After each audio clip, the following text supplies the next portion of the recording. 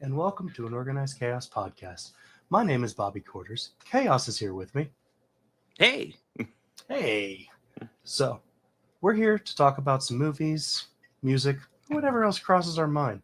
But here is also the home of the most unbiased, genuine thoughts. We're not going to do anything just to say it, just to make money off of it, because we don't make a lot of money off this. In fact, we don't make anything.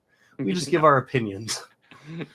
And our opinions are free and unsolicited, but they're not hateful ones. That is the important thing.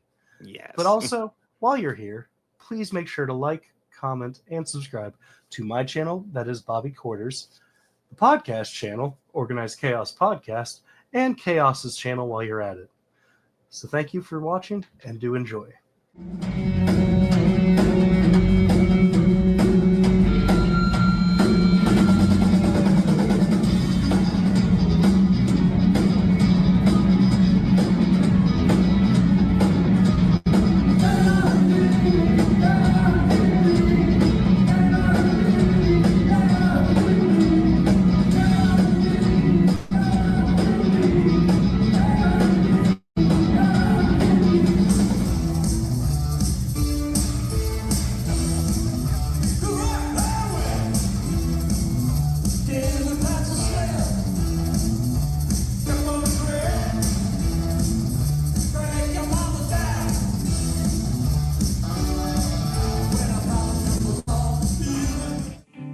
There's a crisis in the White House. What's the crisis? And the president's top advisors have been called together. Oh, jeez. The sexual misconduct occurred inside the Oval Office. With the election only days away, how much will this scandal affect the outcome? The president spent the weekend pressing the flash. He wasn't campaigning, he was dating, actually. Now, Washington's top spin doctor We can distract the press for 11 days till the election. I think we got a chance. has an idea, We can't afford a war. We're gonna have the appearance of a war. but he can't pull it off without Hollywood's top producer. Do I know you? We have some mutual friends in Washington. Why come to me? We want you to produce. You want me to produce your war? Not a war, it's a pageant. We need a theme, a song, some visuals. We need, it's a pageant. New Line Cinema presents How close are you to this? What do you want the kid to say? all the spectacle, I know we're all concerned for the president. I know we're all concerned for the president. I know that we are all concerned for the president. He didn't sell the line. all the drama, The president's gonna go to war with Albania in about 30 minutes. Albania's hard to ride. These are chips. We need it for the armed position on the screen. It'll be a kitten. We'll punch it in later, right? and all the effects of real war. Okay, put the village behind her. Give me some sound of screaming. Without the casualties, America has seldom witnessed a more poignant picture. They used the same process with the last Schwarzenegger movie. You're the man. Albania, Albania. That rhymes. I can't believe that we forgot a hero. It was like we sent him the Christmas card and we left out the fruitcake. There you go. Sergeant Schumann, if I may, welcome to history. How are you? Anybody want a beer? Because I could party. When it's cooking, it's cooking. from Academy Award-winning director Barry Levinson, When this goes national, I get to put it on my resume. Actually, no. What could they do to me? Take him home to your house and kill you. Academy Award winner Dustin Hoffman, This is politics at its finest. Academy Award winner Robert De Niro, How would you like an ambassadorship? That's my payoff. Hell, I just do it for a story to tell. Oh, no, you couldn't tell anybody. Listen, I'm just kidding. No, I mean, you couldn't tell No, it's just it's a pageant. It's a pageant. That's what it is. Wag the Dog, When the fit hits the shan, somebody's gonna have to stay after school. Well, fame, power. I found everything this world has to offer. Free yourselves. Take to the seas. My treasure is yours to find.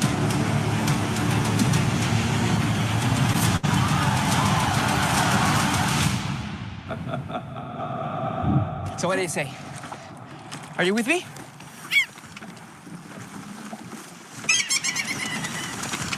Mutiny.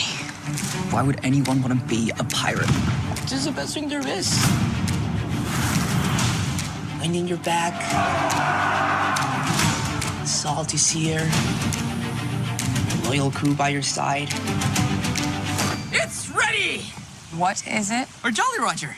We are the Straw Hat Crew. We're heading up to the Grand Line. A treacherous stretch of ocean with bigger islands, bigger pirates. And that's where we're gonna find the One Piece. You've been making enemies everywhere we go. Chop, chop! Cannon! Hit the deck! Luffy, they are hunting you. I saved your ass. What? I saved your ass. You'll have to excuse them. They're idiots.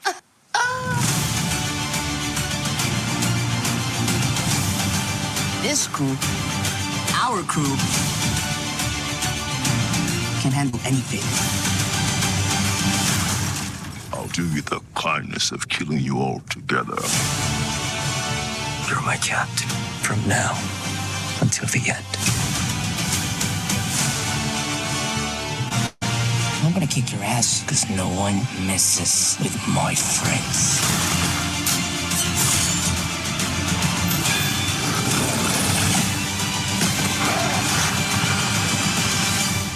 What's so special about you? I'm Monkey D. Luffy.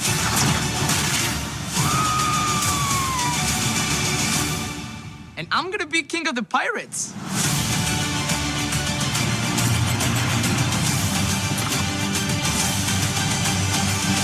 I didn't know there were so many pirates. It's terrible. I know, right? Where's my face? Can anybody help me? Please. I didn't want this. I didn't want any of this. Please. Help. Help.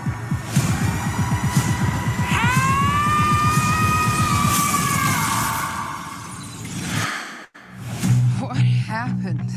You had an accident. An accident, huh?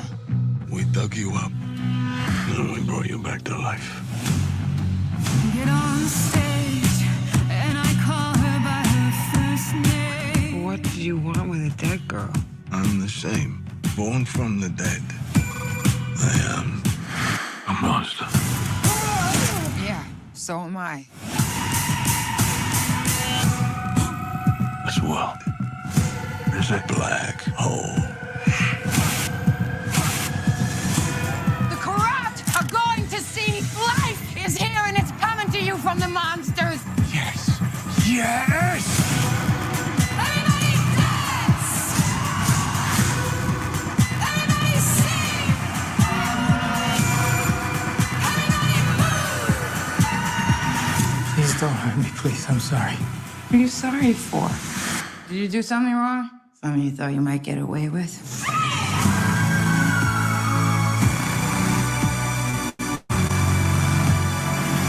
right there!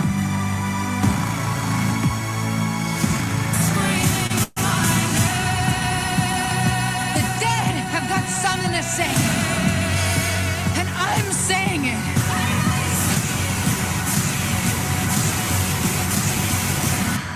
The bride of Frankenstein. No, just the bride. The TPD partnership is the cornerstone of success. No, carrots, no! Beautiful! You want to put bad guys away? Ow! Stop pulling my ears, stop pulling my ears. Never pull a bunny's ears. Be on the same page every day. Jiggle it, let's go. I got this. Here's the fuzz! Toot toot. Everybody run! Well, can't win them all. Come on, get on up. Let me ask you something. Do you think we're a good team? Of course. Into a zoo. I just wish I knew what we had to do to prove it to everyone else. We check the perimeter, snoop a little. We find nothing, we bail. No snake has set foot in Zootopia in forever. Keep the music playing. There's a snake! Stop in the name of the law! Snakes aren't the bad guys. I have to set things right. And when I do, my family will finally be able to come home. Woo! Hops and Wiles. Dream team. On the ground! Help me save them! I would like to call a partner meeting. I want the fox and that rabbit. Do you know how many mayors they've already destroyed? 1, 2. I got up to 2. All right, Carrots, any idea where you want to start? Yeah! If you want to find you a reptile, I am your gal. Breathe it in. Woo! Zootopia has a secret reptile population. Just let me handle the locals. Hey, bub. Hey, bub. Hey, bub. Hey, bub. Hey, bub, bub. Hey, bub. Bubby, bub. Hey, bub. Hey, bub. Hey, ho. Hey, bub, bub. Seen a snake? Nope. Wait, cannonball! Baby, keep the music playing. We're wild and we can't be tamed. I got eyes on them in pursuit.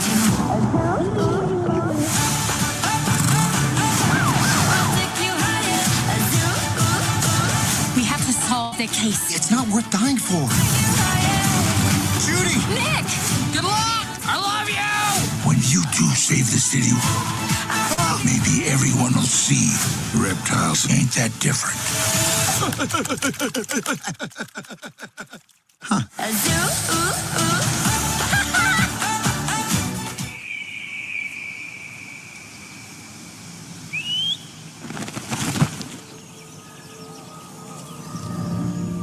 Is it true?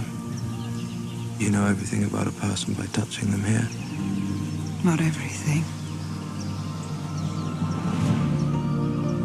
He's got more inside of him than any man I've ever met. Who are you looking for? William Shakespeare. I have no talent for waiting. The women in my family see things. What do you see?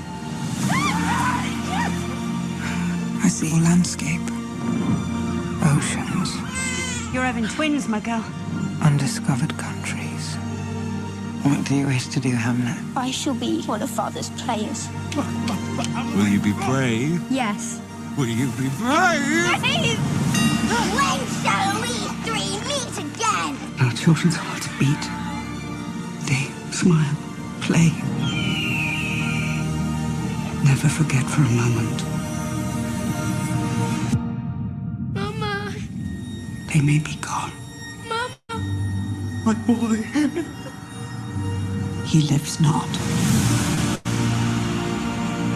You should go to London. That place in your head is now more real to you than anywhere else. I am myself indifferent on it. Again. Do you not wonder what is in it? In what? The play. What shall I do? Keep your heart open. Look.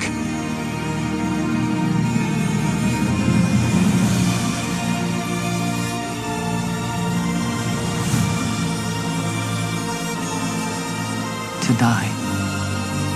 To sleep. Perchance to dream. What do you see?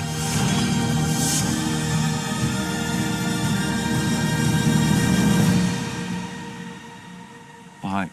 Bye. Why? Bye. Why? I can't do it. We'll do it live. Okay.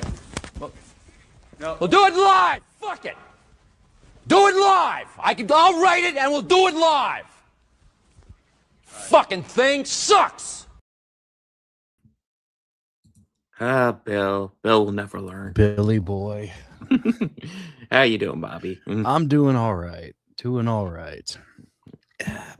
Busy week this week, but yes, we definitely overall I would say good stuff to watch. But yeah, we'll get into it. Oh yeah, and I meant to bring this up to you earlier, but I don't know if there's a whole lot to say about it right now. But like, potentially there's gonna be Firefly news next week. Yeah, potentially there might be some news relating. Listen, man, they're Firefly hyping it up in some way. Yeah, and they're hyping it up, and at this point, it's like it better be something big, otherwise you're really. I mean, I honestly think that they're all just going to be on the Nathan and Alan's podcast together. So they said specifically that is not it. They are not doing a podcast together. They're not doing a convention together. They're not doing anything like that.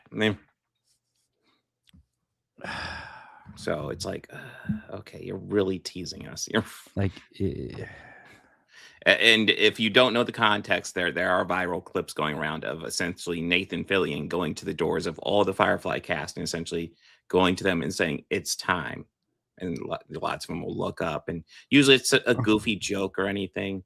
But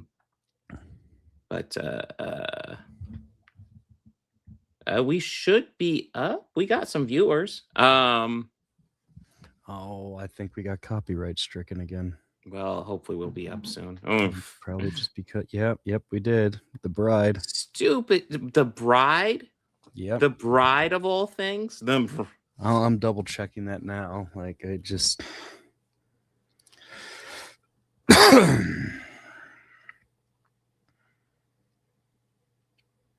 So according to this, will be re-enabled soon.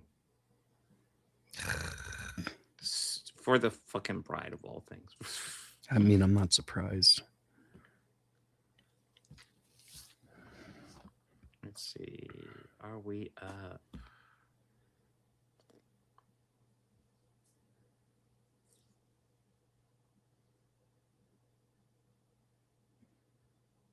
Because whenever Okay.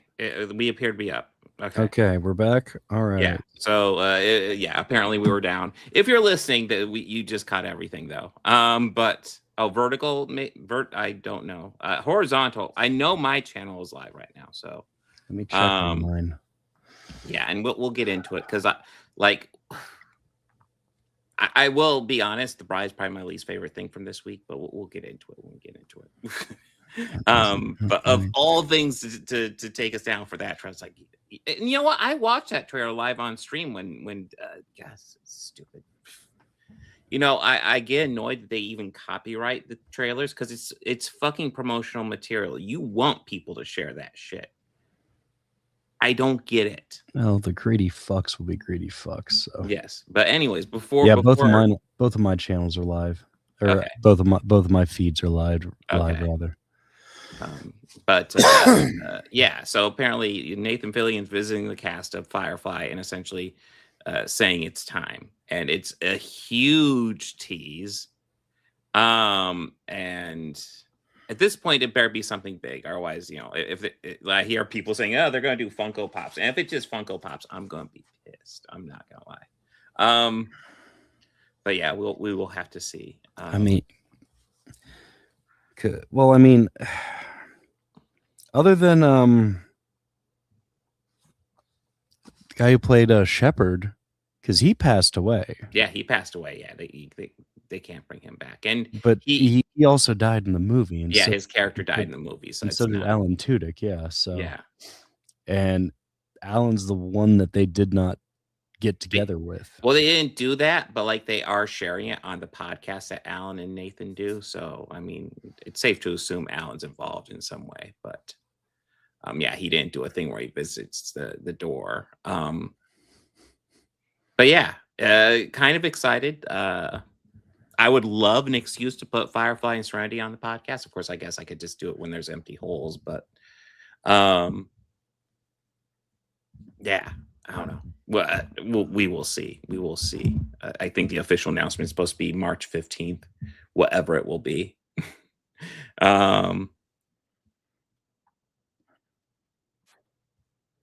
I will be honest, Chris. I actually prefer Firefly to Serenity. I think Serenity is a really cool movie, but I like the flow of Firefly better for the most part. There are episodes that aren't as good, but there's a couple episodes that are just bangers. Yeah, absolutely. But this week we got some movies. We got some bangers this week too. We do. We got Wag the Dog. We're gonna finish off One Piece season 1. If you're watching because you're hoping we talk about One Piece season 2, which just dropped today, no, I did not have time to sit down and watch season 2 yet. We will get started on that next week though. But I did wrap up season 1 last night, and then we're talking about the new movie The Bride, with directed by Maggie Gyllenhaal, starring Jesse Buckley and Christian Bale. Things to say. And then I'll be doing some Oscar catch-up with Zootopia 2 and Hamnet. But also, I will be giving you my Oscar predictions. So I will be telling you who wins the Oscars. So, you'll know. Well, your predictions. Yes. And I will also be telling you who I think should win. Well, for the main categories. There's the lesser ones. I'm thinking I'll save the lesser categories for the main Oscar stream, but like the big categories I'll go over tonight. I have a whole presentation ready to go. Okay.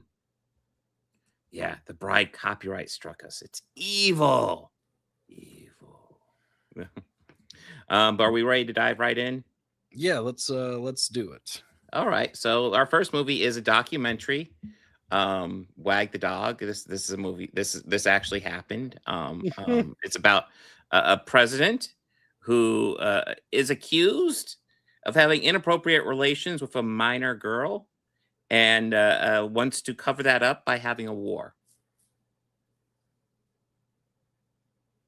Totally fictional. Totally. Yep, fictional. absolutely and totally fictional.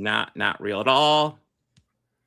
God damn, I didn't even remember that. I remember there was he had an affair, and well, it's been years since I've seen this, but I didn't remember that was literally an underage girl he had inappropriate relations with. I just remember he had like some sort of sex scandal. I was like, Jesus, this plays so much like real life at this point. It's ridiculous. But anyways, yeah, the only fictional thing here is that like in this movie they're having a fictional war with Albania, and in real life they just have real wars to cover up the sex scandals. Yeah, this is I don't know if anybody's seen it, but it's a classic. I haven't seen it in a long time, but I remember really liking it when it came out, and I think rewatching it now it feels just so much more fucking real. That's ridiculous. So the president has a sex scandal. He's coming up for re-election.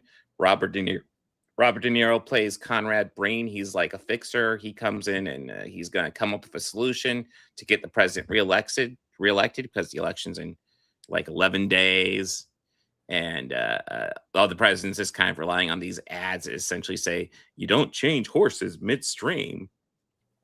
So Conrad has to figure out a way to bury the story about him and an underage girl.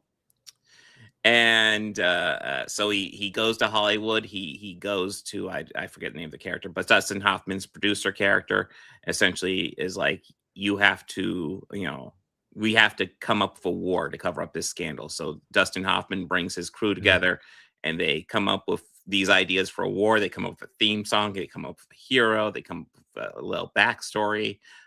Jim Belushi's Albanian, apparently. But yeah, they're fictionalizing this whole war with Albania. Why Albania? Because what do you know about Albania? the Belushis were Albanian. Like John Belushi. Yeah. They actually are. Yeah. Were they born in Albania? I think that their parents immigrated over. Okay. But like, have you ever seen the old SNL skit with Belushi and the cheeseburger? Oh yeah. That's based off of an Albanian restaurant that he would go to all the time. Oh really? And like he took the staff there, like his team there. I thought it was a joke. Of course, in the movie. They're almost joking about it, and then Jim Belushi's like, "I want to speak to my Albanian brothers," and they're like, "He's Albanian," Yes, he's actually Albanian. Yes, which I thought their family is. Yeah, no, I thought that was a nice touch. Bobby, what are your thoughts on this movie? I think it's classic. But what do you think? I thought it was thoroughly enjoyable, and there's something about movies that are made in this time period. I think that kind of mid to like. Between early and mid 90s, they have this aesthetic to them that is really great. And yes, it is kind of nostalgic, a little, yes. But even like the plot and everything is just so damn funny. And it just gets funnier and just more topical as it goes on. And I was definitely impressed as I watched this with just the cast. Because it just kept going, holy shit. Holy shit. Well, I mean, I forgot about a lot of people in there. Like, I forgot about Dennis Leary. I forgot about Willie Nelson. I obviously knew about Dustin Hoffman. I Robert forgot De about. Niro and Anne Heche. I also forgot about Willie Nelson too, and everything with Willie Yeah. was great. Yeah. No, he's the guy hired to do the music. Yeah, I did remember Woody Harrelson in this, but he is great. I think he gets like 4th credit, and he doesn't have a big role, but holy shit, it is a role. He plays the war hero that they picked from special programs, but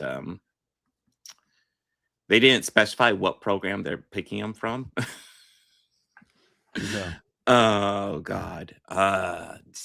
Like this movie has aged like a fine wine too. Like this feels so just real, which is, I mean, you could call this almost a horror movie. Yeah. It definitely has funny moments though, and it definitely is leaning into comedy. It is very timely. I didn't realize this also looking into it. This is co-written by David Mamet, which is that's impressive. Yeah, this is a good fucking movie. This was really good. Gee whiz, Bobby, why do you want us to cover it though? I'm confused. Oh, no reason in particular. It's not like anything like this is going on currently in our country.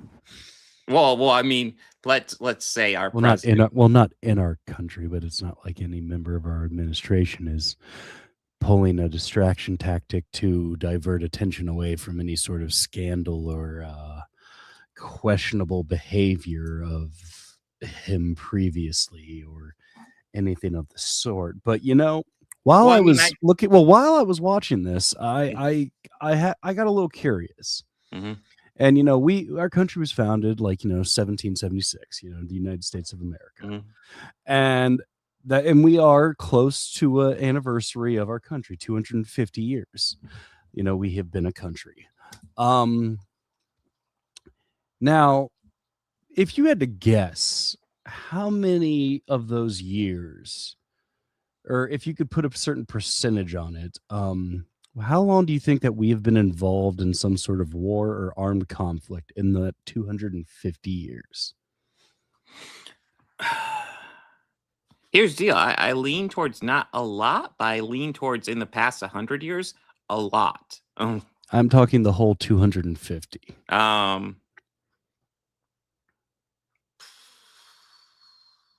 Do you give up? Yeah, I give up. I am. We have been involved in some sort of war or armed conflict for about 225 to 235 years. So that's Really? roughly 93%. Holy shit. Of the time that we have been a country. Mm-hmm. I didn't realize it was some that fun much. food for thought right there. But I mean, I'll be honest. I don't see that. I mean, for this to be real, like our current president Donald Trump would have to be involved in some sort of sex scandal. Let's say with somebody. Let's name off the top of my head, like some like random dude, like let's say Jeffrey Epstein or something like that.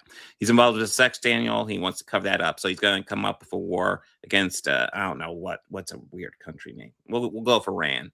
Mm-hmm. God, do you think you'd actually do that? I mean, yeah. I think it's more interesting that he would have projected it when criticizing his favorite political or his favorite president to criticize, Barack Obama. He kept saying that he'll do it because he doesn't know how to negotiate properly, or what is it exactly? I know I'm gonna try and say this verbatim, but I don't think it really matters. Dude, because I don't even think he understands the words that are coming out of his mouth most of the time. Like you go back in time, he's done like 50 tweets talking about how Obama is gonna do a war for Iran to cover up something. Mm-hmm. It's ridiculous.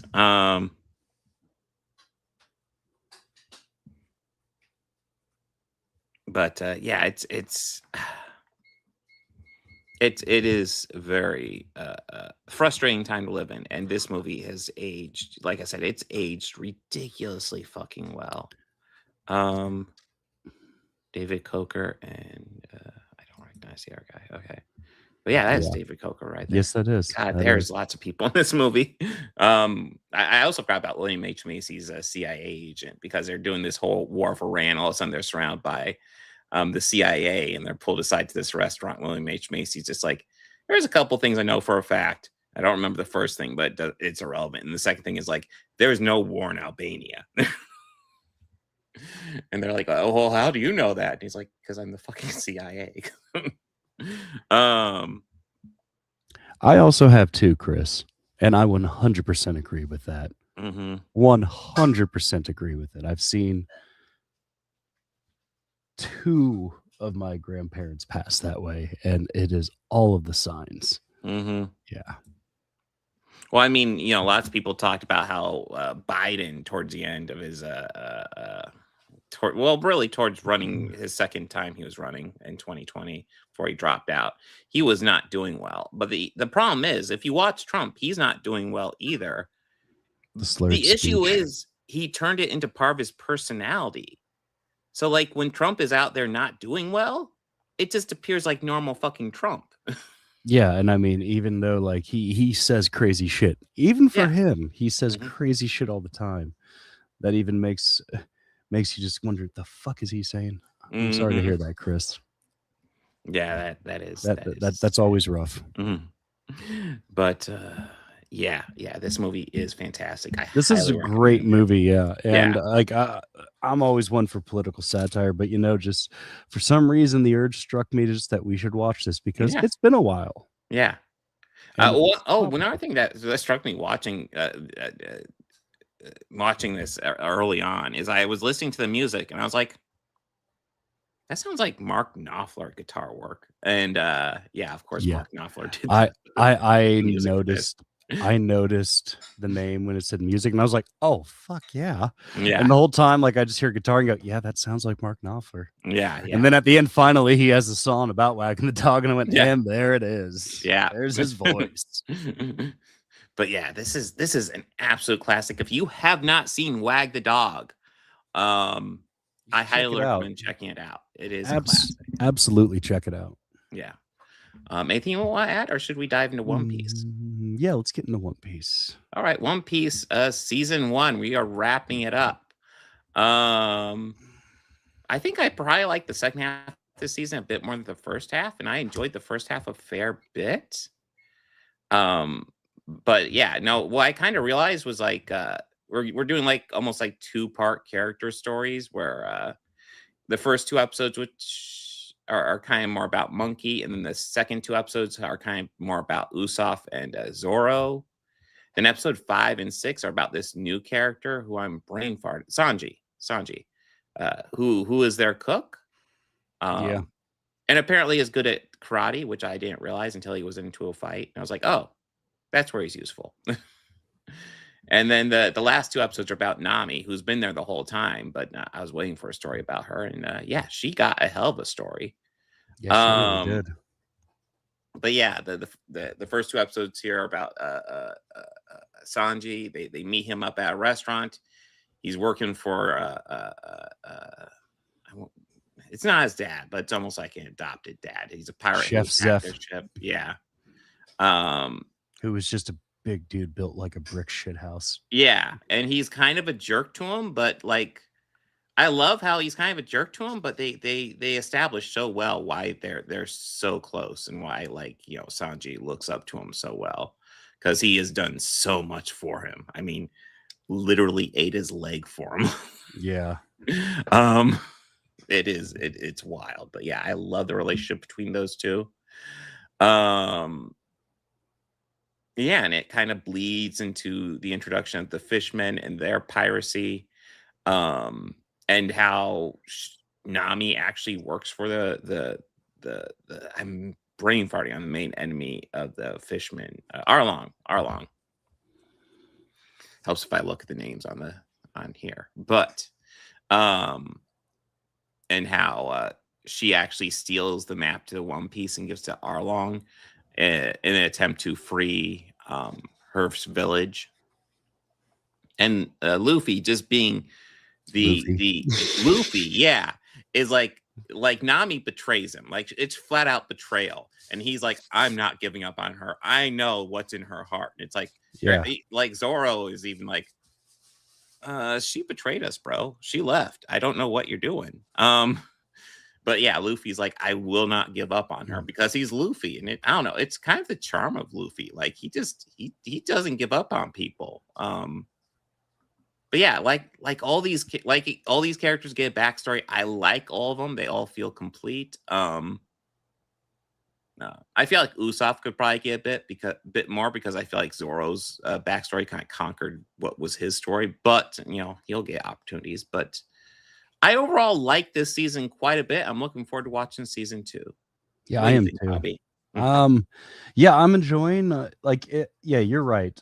Season 1 absolutely gave backstories to our 5 main pirates.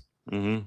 Not so much Usopp, but I think we're probably going to get a little bit more of him. I think we kind of got a bit with him in the episode the Here Come the Pirates, or whatever it was.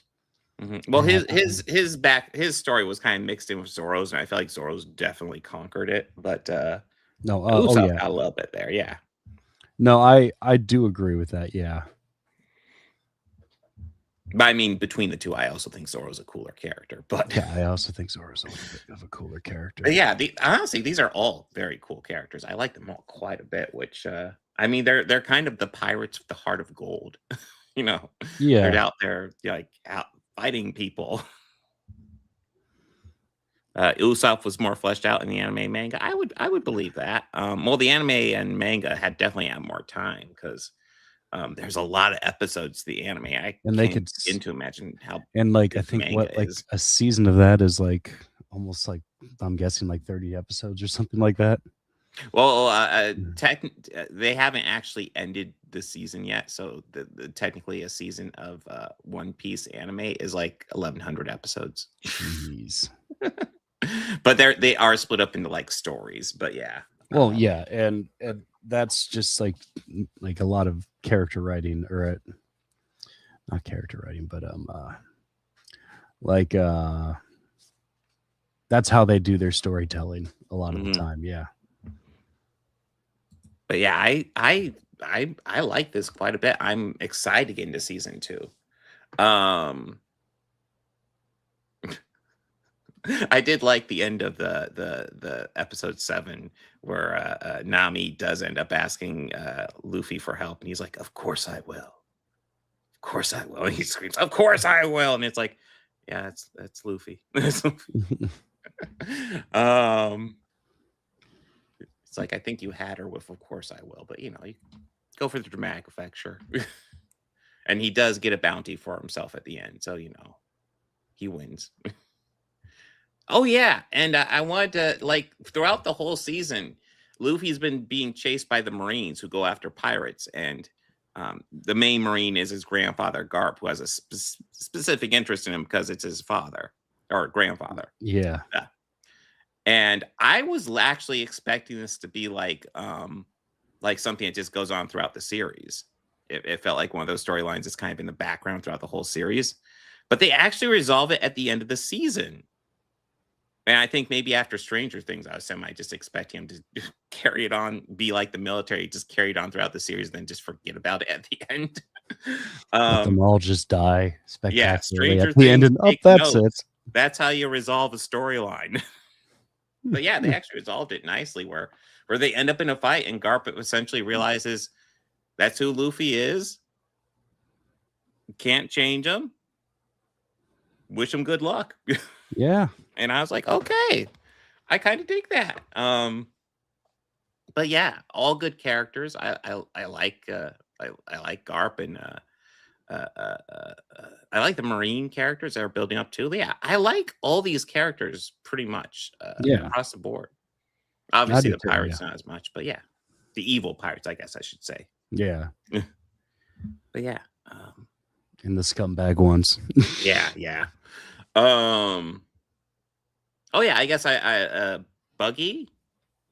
I guess he'll be coming back. I'll be honest, he was probably not one of my favorites, but we'll see. But yeah, overall I enjoyed this quite a bit. Anything you want to add, Bobby? No. Yeah, I like this. Yeah, I like it too. I'm excited to get back into it. All right. So we're ready for the bride. Yep. Let's Okay. dive into it. Okay, so I want to get into some positives real fast because I don't think I'm positive on this movie, but I don't hate it either. No. Positive. Christian Bale's Frankenstein, I think, is fantastic. Yes, I agree. I think Jessie Buckley does a good job. I think her characterization is wonky, and we'll get into that.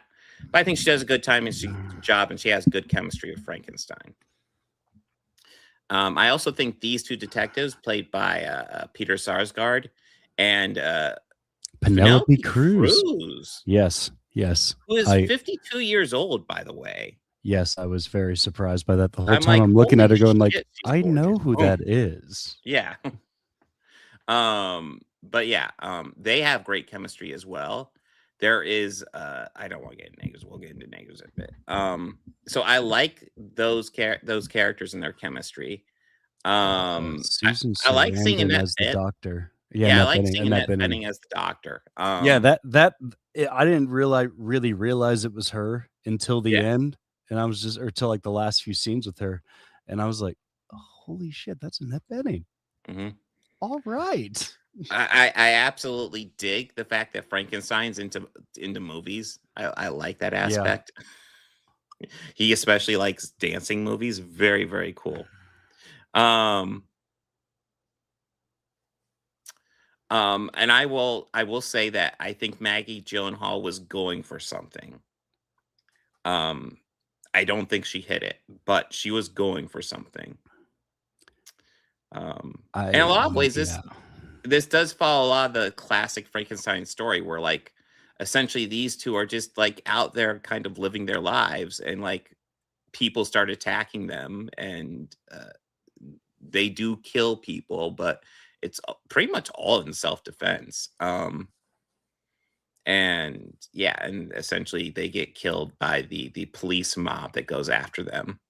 I do appreciate how much it harkens to the Frankenstein story. Shall we start diving in? Well, why don't you go into some positives, Bobby? Yeah, visually this looked really good. Yeah, there's cool like visuals the in aesthetics of it looked good. I didn't think for a second. Well, that's not entirely true. There's a lot of it that I believed it still was taking place in the 1930s. Yes, to a degree. There to was a degree, some fudging with that. there was some like the dance club scene that was a little, the dance club where everybody's dressed like it's 1930s, but they're playing like almost modern goth music.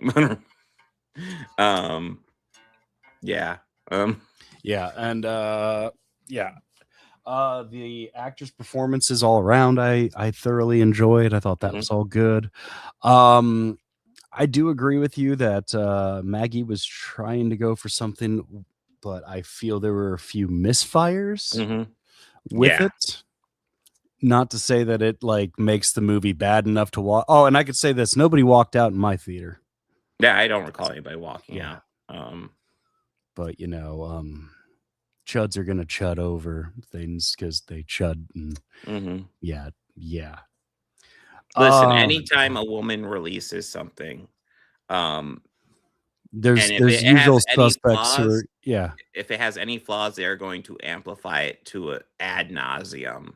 Yeah, and it and- is annoying because there are plenty of good aspects to this movie. Yeah, it kind of almost makes me want to ask that famous incel question, but I'm not gonna play that one. But we'll get so first of all, this movie is very messy, and I think one of the messier aspects is started right at the beginning. And when they did this at the beginning, I was like, I don't know what we're doing with this. So the beginning begins with a monologue by Jessie Buckley as Mary Shelley. And essentially she's saying, this is the story I always wanted to write. And I'm never a huge fan of trying to put words in people's mouths. She's a real person. I don't know. Like, you better nail it if you're going to do something like that. And they don't quite nail it. Yeah, that I felt was a little bit of a misfire. I got what she was trying to go for. Yeah.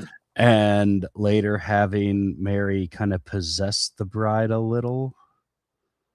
I think that was a misfire too. Channeling, yeah.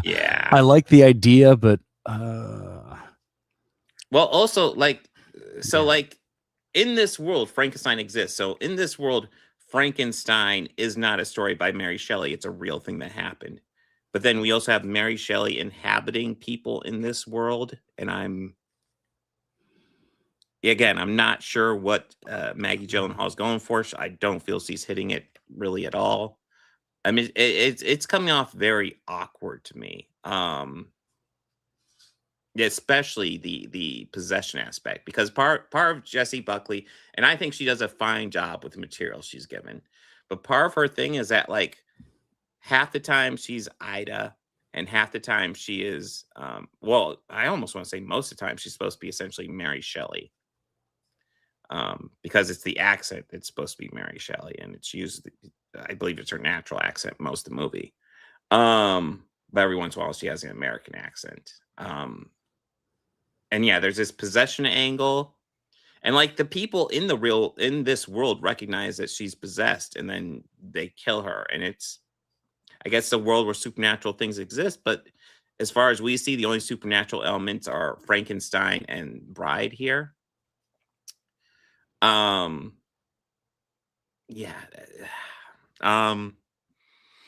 The other thing, so another thing that really doesn't work. So I brought up, I like the chemistry between these two characters. I like the chemistry between these two characters.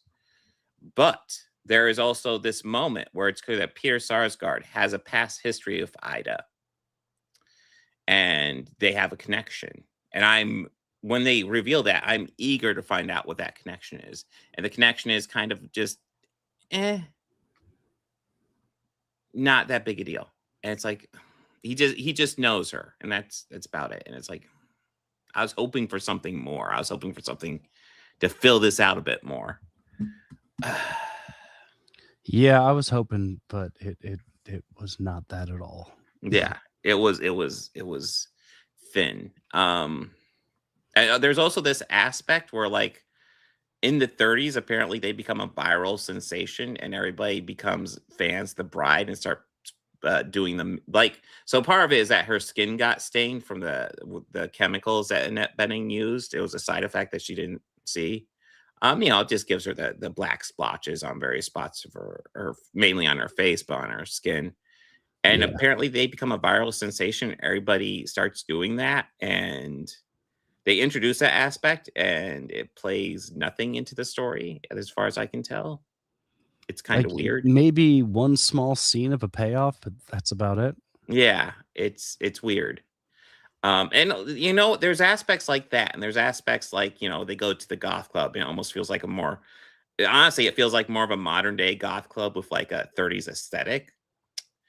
And I'm almost watching it, and I'm like, you could have set this in modern day. I don't know why you didn't. I mean, I guess maybe you wanted to go for more of the period piece, but like, I don't know, if you're going to go for the period piece, go for the period piece. If you want to go for more modern aspects, go for more modern aspects. I mean, there's also this surreal element. So brought up how Frankenstein's this huge fan of movies, and like his favorite performer is this dancer played by Jake Gyllenhaal. And he encounters him, and Jake Gyllenhaal's kind of a dick to him, and I kind of like that aspect. But then all of a sudden, it's like they're possessed, and they start do like a musical number there. And this is like the only time in this movie this happens, and it's bizarre. Yeah, and they don't really do anything with it. And the police show up, they see them, but they wait for them to finish the musical number before they really do anything. And it's like, okay. Cool. Yeah, this movie's a serious mixed bag. I don't think it's terrible, though. No, I don't think it's anywhere near as terrible as most of these chuds are making it out to be. But absolutely. Like Byron had mentioned earlier, that these usual suspects of them just don't want women to be in anything, which is 100% true. Mm-hmm. And most of them just have. Yeah. I'm not even gonna finish my. Yeah. We're aware both of those douche canoes made, and they can, Just eat a nice big fat bag of yeah. And I will also say I like the idea of like remaking Bride of Frankenstein with a much firmer focus on the bride, making the bride the main character. Because let's face it, when you watch Bride of Frankenstein, it's a fun movie, but it is very much just Frankenstein 2 with like a cameo of the Bride of Frankenstein. And like her real big screen time in the scenes that if you look up the original and the scenes of her, it's literally that she freaks out and destroys the lab and kills them all. And then the credits roll. I mean, the actress that plays the bride might have less than 2 minutes screen time. Honestly, it's short. I mean, at the beginning, she has more than anything else. Thank you, Chris. So, like doing this story where you focus on the bride, I like that idea. And honestly, you might be able to make a much better movie of this if you cut out a lot of the extra stuff that just doesn't I work. also kind of felt this movie would have been great if it was 30 minutes less long, like 30 minutes cut out of it. Yeah, and honestly, like I was bringing up, like, well, that also thing, the Mary Shelley stuff doesn't work. I like how the Mary Shelley stuff's done in black and white, and there's even this moment where like we have Mary Shelley talking to Ida, and she's in like this glass jar, and it's black and white. It looks cool. Yeah, it's a cool visually. It's great and a it great just doesn't really storytelling sync with element. the story. It just doesn't work. Yeah, it's like I want to like that, but and it's this like, this is Maggie's first turn as a director. I thought it was her second. Was it her second? What else did she? Let me.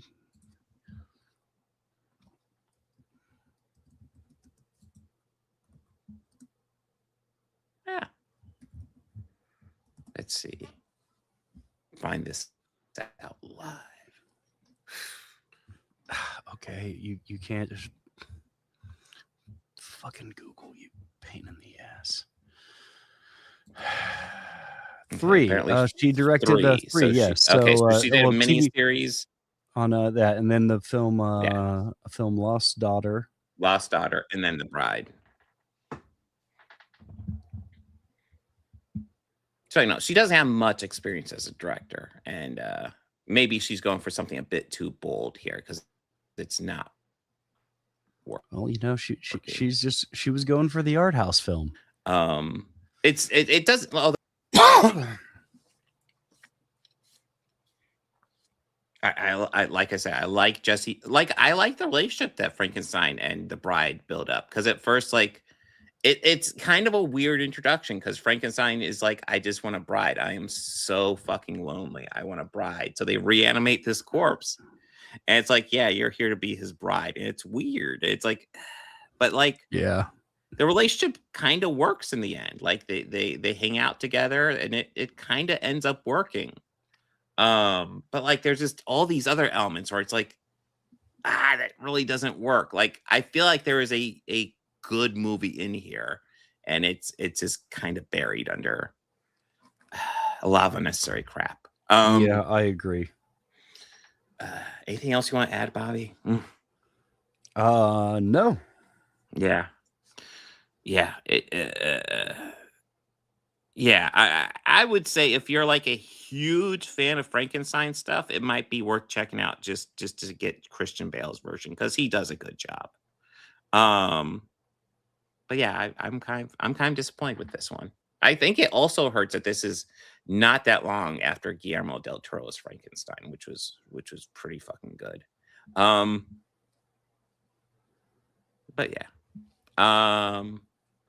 Ready for Oscar stuff. All right, yeah. Let's talk to me about some Oscar stuff. Okay. Zootopia 2. So this is nominated for Best Animated Feature. I'm gonna try to watch the other movies nominated for Best Animated Picture before I get to the actual Oscars, so I can give you more thoughts. Right now, I've seen 3 of them. So wanted to go ahead and watch this. Plus, it's a pretty popular movie. Although I didn't realize the first one was 9 years ago. I didn't realize that there was that big a gap between these movies. Also, I have to admit, as I'm getting older, time is just going by so fast. But yes, Zootopia 2. This tells the story of Judy Hopps and Jason Bateman's Fox. I brain farting on his name, but they are cop partners. Nick Wilde. And they're on a mystery, of course. And this mystery involves reptiles, mainly Ki Hugh Kwan's Gary the snake. And probably the greatest moment in this is where he goes, "Hi, I'm Gary D. Snake." And they're like, "Oh, well, wait, what's your last name?" He's like, "The Snake."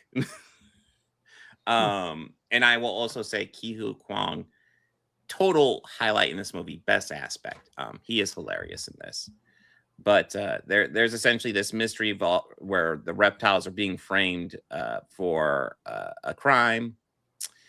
And the truth is the crime is actually being done by these rich assholes, but the lynxes, and the reptiles are being framed because they're seen as outcasts, so they're easy to frame. They're underclassmen. So overall, there's like solid social commentary and a decent message behind this. Actual delivery wise, it's kind of, I mean, I think it's good for a kids movie. As an adult, it didn't really thrill me. This wasn't like Elio or anything where it works, but like I think this was a fine movie, but like I didn't think it was amazing at all. I think there's potentially a really good movie. But yeah, I thought this was just fine. Nothing thrilling. I don't actually have a whole lot to say. I actually did not watch this one at all. I made no effort to watch this one. I tried to watch Hamnet, but I did fall asleep, and it was very late. It was late when I started it, so that was on me. But yeah, this is decent. I'd say if you're a huge fan of the first one, check it out. But like, it didn't particularly thrill me or anything. Ki Hugh Kwan was awesome in it though. But you know what? I'm just gonna go ahead and dive into the movie I really want to talk about, which is Hamnet. Because I'm not gonna lie, so like when I do these Oscar coverage, it's been years since I've done one of these, but when I do this and I go through and start watching these Oscar movies, you know, usually I can find at least a couple movies.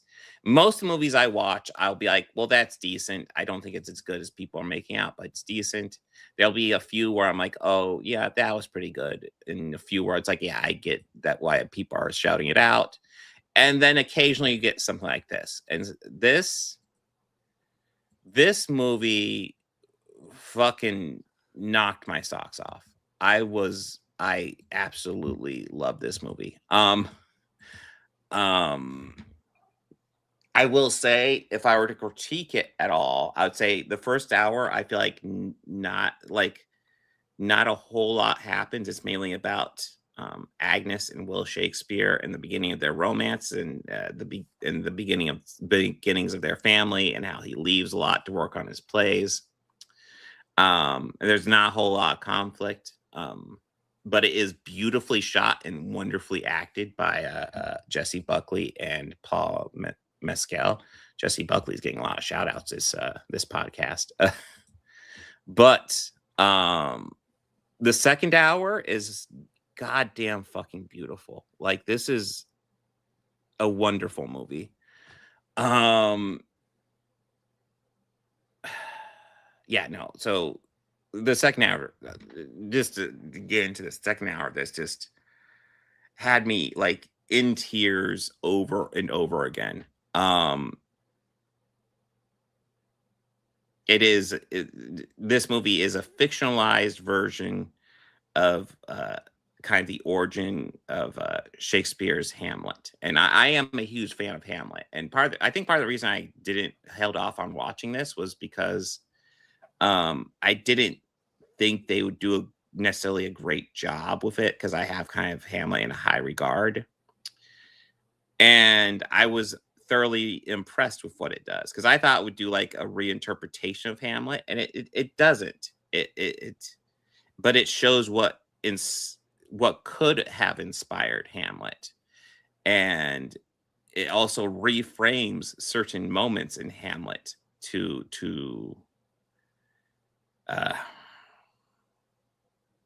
different things. And it really hits hard.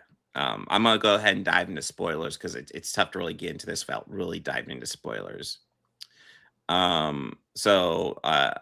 Yeah, the beginning of this is it's a fictionalized version because first of all his wife is Agnes Shakespeare when it was Anne Hathaway in history, but they have this nice relationship. She's at home all the time raising the kids, but like he visits when he can, and he has a really good relationship, especially with his son, who really loves the shit out of his dad and is always sad when his dad leaves and very upset when his dad leaves. And the son's twin sister ends up terribly sick and pretty much on death's door. And there's this moment where the son is laying in bed with his sister as she appears to be dying, and he's like, I will give my life if it will save you. I will give my life if it will save you. And then we come in the next morning, and Agnes, the mother, walks in, and the daughter is doing much better. It's like, oh, thank God, the daughter's doing better. And all of a sudden, the son is deathly ill, and he doesn't make it. And during all this, we see Shakespeare rushing home, and he gets home, and he sees his daughter walking around just fine. At first he's like, oh, thank God, oh my God, everything's okay. And then he sees the body, and then he's like he had no idea his son was even sick, and he's just gone. And you can instantly see how this hits the emotional levels. But then he's like, I have to run off and work on more plays. And his wife's like, no, I need you here. I'm freaking out. And he's like, I have to work on a play. And the play he is working on is Hamlet. And during the play, there's the scene where Hamlet is visited by the ghost of his father. And it's just playing out like, that normally does in the play, in the story, but except like the actor that plays Hamlet does bear a bit of a resemblance to his son, and Shakespeare is playing the ghost of his father, and it reframes the entire scene as Hamlet having a goodbye moment with his son that he never had in real life, and that is intensely powerful. And then there's other moments throughout the end of the movie like that, because I almost want to say like the last 20 minutes or so are just redoing moments of Hamlet, but reframing it with this past history that we now see, which is fictionalized, but still really powerful. Yeah, I think this might be my favorite movie of the year. I was not expecting this to hit me as hard as it did, but I love this. It's a beautiful looking movie, if nothing else. I think it's a crime it wasn't nominated for cinematography. Absolute fucking crime. But Jesus Christ, I love this. It's been on my mind the entire time since I've watched it. It is so fucking good. If you are if you have a passing interest in Shakespeare at all, I cannot recommend this enough. This is a beautiful fucking movie. Yeah, I was not expecting this to hit me as hard as it did, but I was like, oh my God, this is amazing. But yeah, I highly recommend this. Chris was saying it's the best movie by Chloe Zhao. I haven't seen a whole lot of Chloe Zhao movies, but of what I've seen, yes, this is amazing. I would also call it best movie of 2025 as well. Okay. But yeah, this was amazing. But speaking of best movie of 2025, we got some Oscar predictions to go into, so let me get into more of a serious mode, because God, even thinking about this movie, I was like, God damn it, I'm getting emotional. This is so it was so fucking good. There's lots of let me go ahead and go over some of the minor category predictions here. I'm gonna try to do more research into them, but like more research into what my opinions are on the movies. But I give you a lot of predictions on what I believe will win, just looking at the numbers and what's going on so far.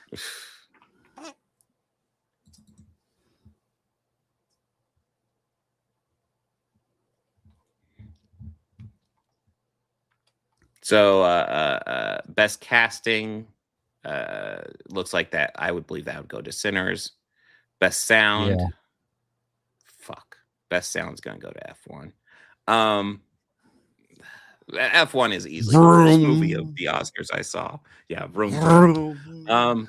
Best production design, Frankenstein. Yeah, absolutely. Best documentary, All the Empty Rooms. Best editing, One Battle After Another. Best costume design. I'm shouting out predictions here. This is not what I necessarily think will win. I know. But my prediction for that is Sinners. Best costume design. Frankenstein. Well, that's Frankenstein. It's not Smurfs 3, which is shocking. I know. No, I think best costume is going to go to Sinners because that was awesome. Best Frankenstein? Yeah, I'm going Frankenstein. Okay. Best visual effects, that will go to Smurfs 3. Yes, that will go to Smurfs 3. Absolutely. Documentary will go to The Perfect Neighbor. Adapted screenplay, One Battle After Another. And that is, by the way, not my pick, but that is what I predict will win. Original score, that'll go to Sinners. Original screenplay will go to Sinners. Original song will go to K-pop Demon Hunters for Golden. Animated short film will go to Butterfly. Live action short film will go to A Friend of Dorothy. International film will go to Sentimental Value. Animated film, best animated film. That's a pretty big category. I'm going to try to get caught up so I can give you what I think should win. But what will win will be K-pop Demon Hunters. Best cinematography will go to Sinners. Best supporting actress. Well, you know what? We're getting to the big ones, so we're not going to present those on here because I have a whole PowerPoint for these. Oh, so we're getting to the big categories now. So we'll actually go into a bit more discussion. All right. Here. So best supporting actor. Best supporting actor. We got Benicio del Toro for One Battle After Another. He was solid.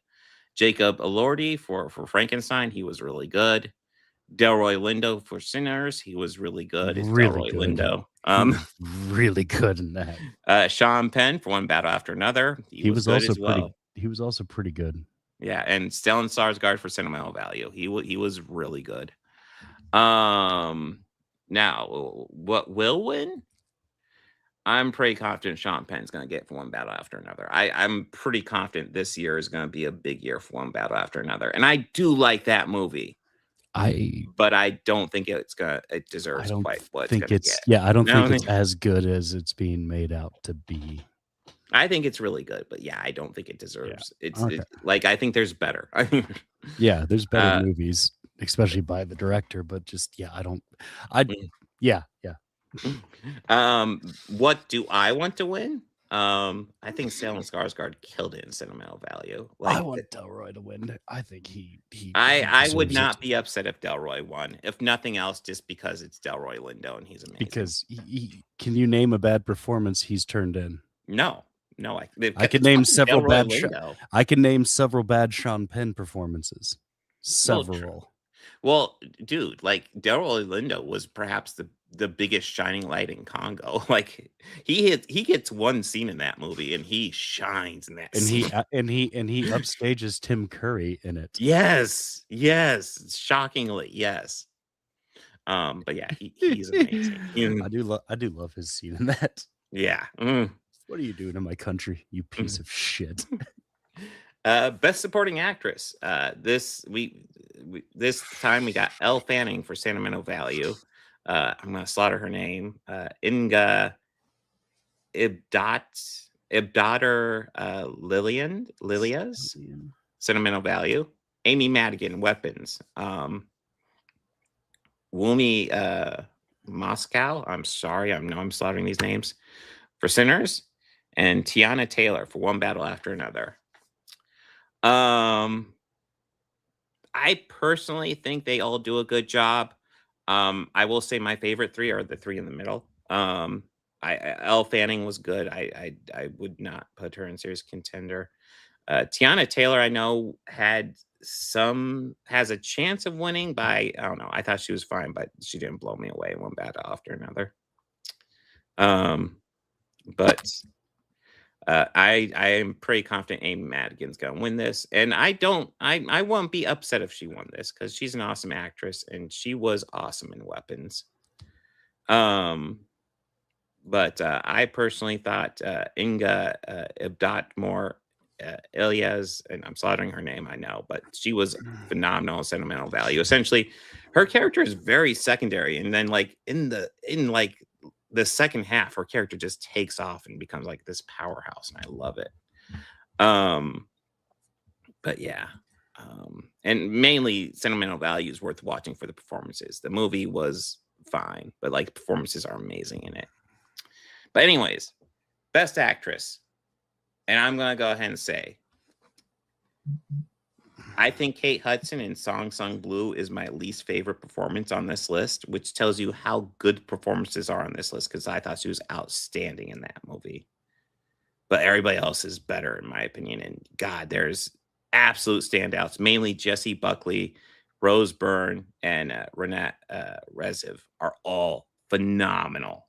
But anyways, Jessie Buckley in Hamnet, Rose Byrne, If I Had Legs, I'd Kick You, Renette Reziv as in Sentimental Value, Emma Stone in Begonia, and Kate Hudson in Song Sung Blue. Any thoughts on this one, Bobby? Oh wait, yeah, I don't know if you've seen these. I don't know. I think Begonia is the one I've seen. I actually did watch that after we covered it. Oh, okay. Okay, yeah, I could see that one, and it probably will, because usually when they cover stuff like that, it's kind of a gimme one. It's like that in war movies. Yeah. Jessie Buckley, I am fairly confident will win this. She's been winning all the award circuits right now, and frankly, she is amazing in Hamnet. So I do not fault that at all, which is why for me she should win it as well. She knocked it out of the park. She was amazing, and that's after seeing Rose Byrne kill it, and If I Had Legs, I'd Kick You, and also after seeing Renette Reziv kill it in Sentimental Value. She acted opposite Stellan Skarsgård and not only held her own, but stole quite a few scenes from him. They are both amazingly good in that movie. But yeah, between all of them, Jessie Buckley just absolutely crushes it. And now we get to best actor. Bobby's all-time favorite actor, Timothée Chalamet, and Marty Supreme. Yeah. I hope he loses, and I hope there's a close-up of him crying. I actually hope he loses too. Not that he doesn't do a good job in Marty Supreme. He does a good job, but like there is definitely, I would say there's at least two better performances on this list. Leonardo DiCaprio in One Battle After Another, Ethan Hawke in Blue Moon, Michael B. Jordan in Sinners, and Wagner Moura in The Secret Agent. Now, I am actually fairly confident Timothée Chalamet will win this one. I don't want him to win it, but I think he will. I think he will. I don't think Leo's gonna get it. No, I don't. So listen, I think when we're talking about acting in One Battle After Another, there's good acting in that, but like I really feel like Sean Penn really steals the show in like every scene he's in that movie. Yeah. But yeah, I think Timothée Chalamet will win it. Who do I want to win? I think Michael B. Jordan fucking crushes it, and it's long overdue that he gets some actual praise, because I hope Michael takes it, because he did do I hope he does too. And I mean, this isn't only his great performance, but in this he's playing two separate characters who are complete and total polar opposites. Well, they're different, but they're also similar. There's so Similar many in ways that they're so many similar, but ways, there's so many yeah. different ways that they're different, and I love that. He does it so fucking Eh. well, and he plays these two complete characters, and they feel like completely different characters. It's so well done. I mean, Yeah. Yeah. I loved his performance in Sinners. Fucking amazing. Best director: Paul Thomas Anderson, One Battle After Another. Ryan Coogler, Sinners. Josh Safey, Marty Supreme. Joaquin Tier. Joachim. Yeah. Sentimental Value, and Chloe Zhao for Hamnet.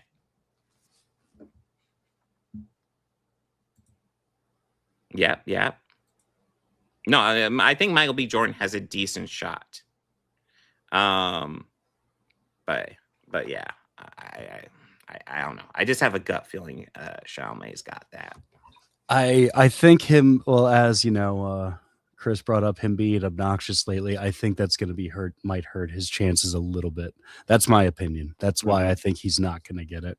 Mm-hmm. I hope you guys are right. I really hope so too. Because if we think he's obnoxious now, my God, could you imagine how pretentious he'll be now? Mm-hmm.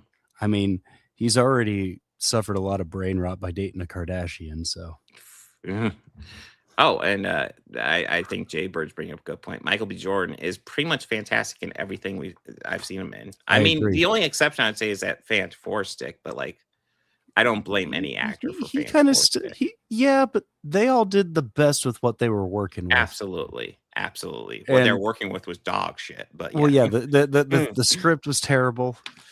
They The had story good was cast though. Okay, yeah, and besides, they had like someone who was like probably one of the best picks for Doom, and just made him completely nerfed.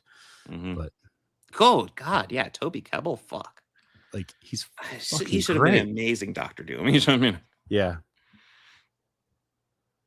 The Truly cast did didn't not deserve the deserve script. Yeah, the cast didn't deserve that script. I mean, Miles Teller. Yes. Yeah. Well, what a great, like, if you're doing a young Reed Richards, Miles Teller, fucking yes. Yeah. Like, I'm cool with that. Yeah. But anyways, these are contenders for best director. I think Paul Thomas Anderson is gonna get it. Mhm. I don't feel this is his best work, but it's not his worst. But again, I don't think that this is worthy of half of the Oscar buzz it's been getting. But So, that's again my opinion. I think I might just have a slightly lower opinion of Paul Thomas Anderson than you, because I do think this is one of his better movies. But yeah, so I agree. I think Paul Thomas Anderson will win this. Who do I want? Oh, Ryan Coogler. Yeah. Well, I'm going with Chloe Zhao. Okay. I would love if Chloe Zhao won this. Because Hamnet was so fucking good. Okay. From what I saw of it, I enjoyed. Mm-hmm. But best picture, Begonia. F1. I'm sorry, I don't get F1. Did they Brad Pitt? Is that it? Brad Pitt. That's. I mean, I love Brad Pitt, but come on. I mean, he at this point he's Oscar royalty. He's Hollywood royalty. Yeah, but there's better movies than. Oh, F1. there absolutely are better Fucking movies. Hell.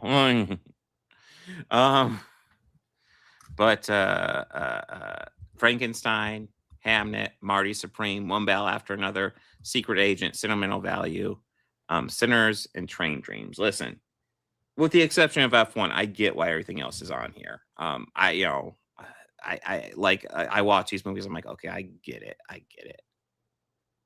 Now, what will win? You could probably guess. It's gonna be One Battle After Another. Typically, not always. Typically, best director and best picture go hand in hand. Now, what do I want to win? Well, if you saw earlier in the podcast, you probably know I want Hamnet to win. I was not expecting that movie, like to see it so late in the game, and just how hard that movie hit. God damn, it was fucking good. I'm trying to think. Before I saw Hamnet, I kind of want to rewatch Sinners, but I was leaning towards maybe Sinners or I don't know. I honestly, I would love if Sinners won just because horror movie love would be nice. Yeah, some love for horror movies. I mean, there's a bunch nominated this year, which is Mhm. great. I am hopeful. Yeah, It's yeah, the we'll last have to time see. a horror movie won any Oscar that I can think of. Was it Jaws? I was leaning towards Silence of the Lambs. Maybe Silence of the Lambs. Yeah. There's probably something sooner than that, but yeah, Silence of the Lambs sweep the Oscars. Speaking of, I Which is saw a fucking trailer for that today where they're re-releasing it to theaters. Great fucking movie, by the way. Yeah, I was like, oh, that would be kind of cool to see on the big screen. Yeah, I never saw it on the big screen. Neither did I, and that would be cool. Mm-hmm. I mean, listen, I like One Battle After Another a fair bit, and I think Frankenstein's solid too.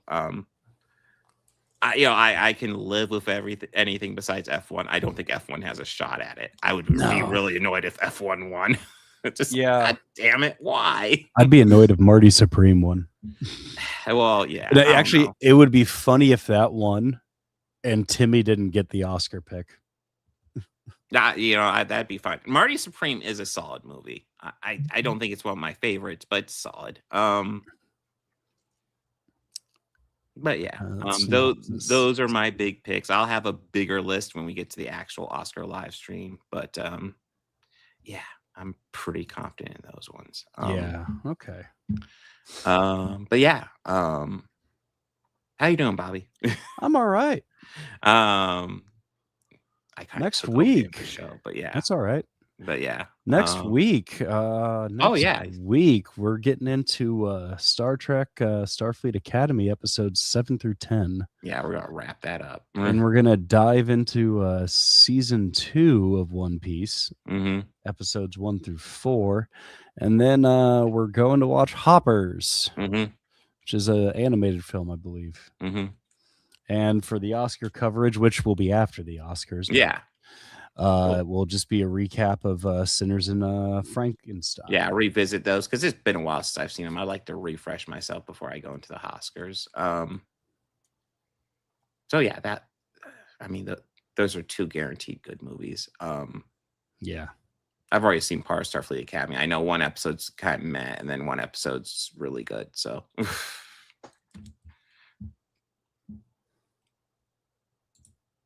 Oh yeah, that was kind of wild when Eddie I think Eddie was really good, but I also think Michael Keaton was really good too. So yeah. I don't know. I don't begrudge any of them, but yeah. Yeah, no, Sinners Sinners has a shot. I don't think it's gonna win, but it has a shot. And I would be happy if it won. Yeah, I would too. Although I'll be honest, I'm fine with One Battle After Another winning because I thought it was solid. But yeah. As long as F1 doesn't win, I'm good. Yeah, F1 shouldn't win because that looks terrible. In case you couldn't tell, I'm not a huge fan of F1. I don't get it. It's like, okay, cool. They're racing cars, whatever. No, I've heard really good things about Hoppers too. Yeah, I have too. Yeah, I'm looking forward to that. Should be hopefully it's better than The Bride, but I don't know. The Bride had good elements. But yeah, I will say that there are people who said it's what the Joker Deluxe wanted to be, and I didn't see that at all. No, I didn't see that. I mean, no, I don't get that. No. Yeah, I'm really trying to visualize that because no. I will say, if you're wondering, say what you will about The Bride is vastly superior to Joker too. Oh God, yeah. Not even in the same league. Yeah. But yeah, it was kind of a misfire. But you know what movie I could tell you it wasn't? What? The Ministry of Ungentlemanly Warfare. That is true. Well, they didn't kill enough Nazis in it. No, but that I can never get tired of watching that on film, though. Well, listen, I'm just going to go ahead and say every movie can be improved by killing Nazis. Just by having to see them just killing a bunch of Nazis. Dude, I did think it was wild in Sinners. I'm looking forward to rewatch that, but like, it feels kind of tacked on the scene at the end where he's just killing the KKK. But I am all for it. But like, Remy did tell them that they're going to come by in the morning and Yeah. kill all of you. That is Yes. what's going to happen. Yeah. It felt tacked on, but I was like, I am here. It was just so Tack it awesome on. watching. Fucking do it. So great watching. Yes. It's one of the few moments where you tack on something. It's like, okay, And my opinion, even this that movie's going up. scene where Sammy's playing guitar and then like the ancestors transcend time all together for that one that whole scene thing is so amazing. If like I mean that when I first watched that in the theater, I needed like a minute to unpack everything I just watched there. I'm like, okay, I need to focus on the movie. Like, holy crap, that was awesome. Yeah, no. So, dude, it's kind of wild how Sinners just has this. It just has one like musical break for just that one musical like scene. Well, there's a And it few works music so numbers in there, fucking but well. that Yeah, was well, a I mean, there's huge music break. numbers, Yes, but that was like a huge break where like time is like mixing together. You're seeing modern stuff and older stuff. It's all mixing together, and it's so wild. And it just does that one time. And normally that would feel so out of place. But the fact is, the movie is so good, and that scene is so good. It's like, I guess, eclectic with how it just works because it's all so fucking good. Yeah, and even in that scene, they had even talked about how people have there's been people throughout history who have the act of bridging time through music. And that is one of the overall messaging in that film. Yeah. And that's just like, if you're just kind of wondering what the hell do they mean by that? Yeah, that's a visual representation of it right there. And it was just, so cool. I mean, hell, the movie does end with a post-credit scene in modern day. So, and old Sammy is played by Buddy Guy. Yeah. Well, 92, but I mean, Buddy Guy is always like, that's true. Yeah. Yeah. When I saw him, I was like, oh, sweet, Buddy Guy. Hell yes. Oh, we get to listen to him play the guitar now. Hell yes. And that's coming from me as a fan of his guitar playing and him and his music. So I had my fanboy moment in that theater. Oh yeah. That moment, I was like, dude, fucking Buddy Guy. Looking forward to rewatching. I'm thinking I might just go ahead and purchase it just to have a copy available. Yeah. But yeah, that's next week. I will be live with a normal stream covering comic books and chuds on Thursday. Oscar stream will be Sunday. And and then podcast next Tuesday. Anything you want to talk about, Bobby, before we sign out? No, I think I'm good. Okay, and hopefully we have cool Firefly news next week instead of just Yeah, hopefully there's like some some substantial Firefly news. Yes. I'm hoping because all the teasing stuff has been great. Yeah, it would be evil if it's not something really big. But I don't think they're going to do that. Yeah. I mean, that show still has one of my all-time favorite quotes from like any series at all. Oh, which one is it? Because there's lots of good quotes. Let's be bad guys. Oh, that's a good one. I mean, that's a great episode too. I mean, there's so many great quotes. I mean, if we're talking about it's a great hat, isn't it? Cunning. Yeah. A man walks down the street wearing a hat like that. He is not one to be messed with. No. Oh, dude, like the thing that always pops in my mind is when Inara brings her one client on board, it ends up being another woman, and Jane's just looking, he's like, I'll be in my bunk. Yeah, I'll be you just know. I want to trade you. I call her Vera.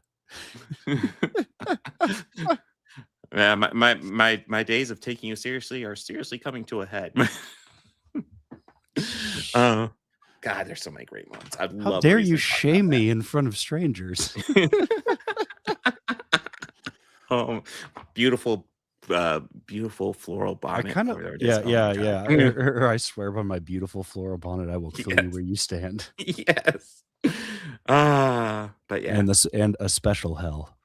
Yes. Oh yeah, the special hell. The special hell. But guys, hopefully we have news on that one next week. But Yeah, because I'm also down for rewatching that series. Oh, absolutely. I haven't seen it always in a down for moment, but rewatching yeah. Firefly and Serenity. But guys, we'll see you next week.